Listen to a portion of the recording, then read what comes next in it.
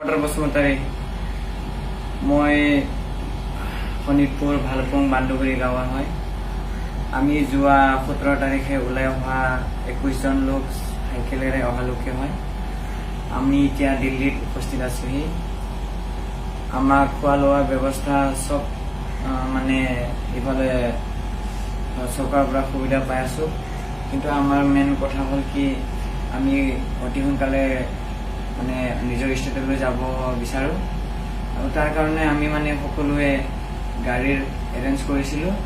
তাৰপাছত তাত মানে আমাৰ পইচা টকাখিনি মানে কম হৈ আছে। জাষ্ট আমাক পইচাৰ কাৰণে গাড়ীৰ কাৰণে বোলে 2 লাখ টকা লাগে। এতিয়া আমি সকলোৱে যদি এৰেঞ্জ কৰোঁ আমাৰ মানে 1 লাখ তো হৈ যায়, মানে 1 লাখ তো হৈ যায়, লেকিন 1 লাখৰ প্ৰয়োজন হৈ আছে। সেইকাৰণে আপোনালোকে যোনে পাৰে যেনেকা পাৰে মানে আমাক সহায় কৰিলে, মানসিক হিচাপে আমাক সহায় কৰিলে আমি বহুত ভাল লাগিলহেঁতেন। সেইকাৰণে এইটো ভিডিঅ' শ্বেয়াৰ কৰা হৈছে যে যাতে আমাক কোনোবা যদি সুবিধা থকা কেইজনে আমাক সুবিধা বা সহায় কৰি দিলে আমি বহুত ভাল লাগিল, আৰু আমি অতি সোনকালে আমি নিজৰ ঠাইলৈ যাব পাৰিম। এইখিনিকে কৈ মানে আপোনালোকৰ ওচৰত ৰিকুৱেষ্ট কৰিছোঁ যে পাৰিলে আমাক হেল্প কৰি দিয়ক।